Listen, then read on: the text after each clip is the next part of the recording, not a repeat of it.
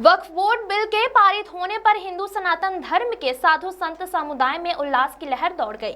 इंदौर के राजवाड़ा पर पंचकुइया स्थित श्री राम मंदिर के महामंडलेश्वर राम गोपाल दास महाराज एवं साधु संतों ने मां अहिल्या जी की प्रतिमा पर माल्यार्पण किया और आतिशबाजी कर खुशी मनाई। इस अवसर पर पूर्व राज्य मंत्री पंडित योगेंद्र महंत ने प्रधानमंत्री नरेंद्र मोदी और गृह मंत्री अमित शाह को बधाई दी।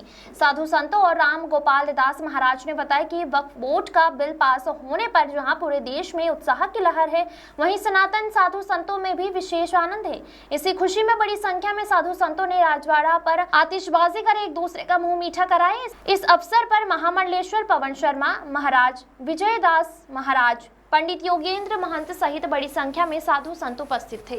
यशवंत पवार की रिपोर्ट। गुरुदेव, राज्यसभा में एक बड़ा फैसला संसद में भी कल रात को आया है वक्फ बोर्ड को लेकर।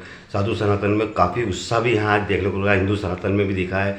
राजवाड़ा पे आज आतिशबाजी भी सनातन के द्वारा की गई है। कितनी बड़ी जीत मानते हैं ये?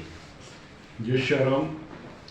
प्रभु श्री राम के आशीर्वाद से और भारतवर्ष के यशस्वी प्रधानमंत्री आदरणीय नरेंद्र मोदी जी और गृह मंत्री अमित शाह जी के नेतृत्व में ऐतिहासिक फैसला कल लोकसभा और राज्यसभा में वक्फ बोर्ड अधिनियम को लेकर हुआ, जो कि बड़ा प्रशंसनीय है। और इस निर्णय से न केवल संत साधु समाज में बल्कि आम जनता में भी हर्ष का माहौल है।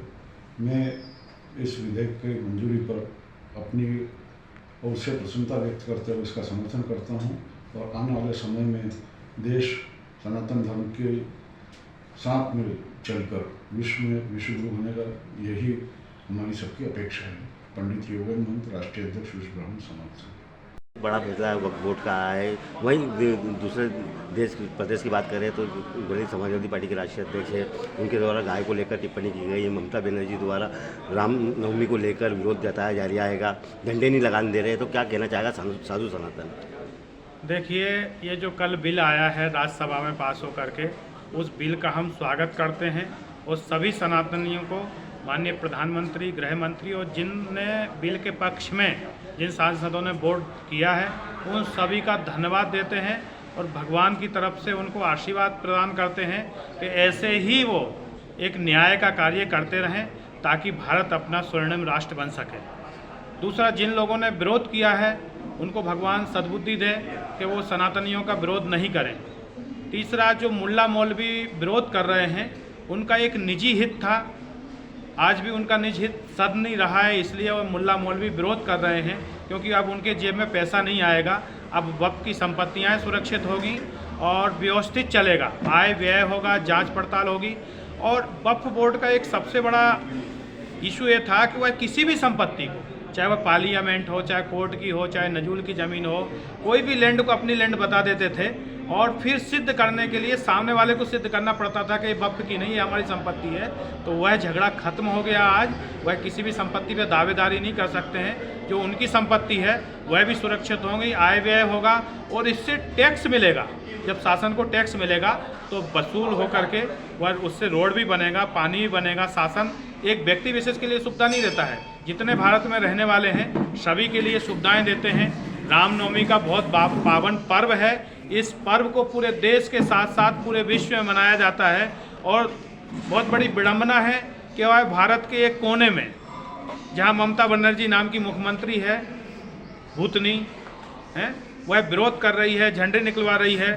तो ऐसी भूतनी और पापनी को हम संत समाज सलाह दे रहे हैं कि तू भी आ पगली और राम जी की यात्रा मना, तेरा भी कल्याण होगा, नहीं तो तेरी भी लुटिया डूबने में देरी नहीं है। दूसरी बात, उत्तर प्रदेश में अखिलेश यादव, अब यादव कहने में तो मेरे को शर्म आ रही है। भगवान कृष्ण के वंशज हैं यादव लोग, यदुवंशी बोलते हैं, और भगवान कृष्ण तो गाय के सबसे बड़े पालक रहे हैं और आज इनको गौशालाओं से बदबू आ रही है, गायों के गोबर गोमूत्र से बदबू आ रही है। तो यह बहुत बड़ा इनका दुर्भाग्य है। इनका तो डीएनए होना चाहिए ताकि क्लियर हो सके कि ये क्या है ना। इनके पिताजी ने भी राम भक्तों के ऊपर गोली चलाई थी, उसका क्या परिणाम हुआ, क्या दुर्दशा हुई। और आज अगर ये सनातनियों को परेशान करेंगे, सनातन धर्म के खिलाफ बोलेंगे, भारत में जो एक अच्छे कानून है उनका विरोध करेंगे, तो निश्चित ये भी रसातल में चले जाएंगे। इनको ये ध्यान रखना चाहिए कि अभी प्रधानमंत्री की कुर्सी पे गाय चाय वाला है, गाय वाले की तैयारी है, फिर आपका पता नहीं चलेगा आप कहाँ गए। धन्यवाद।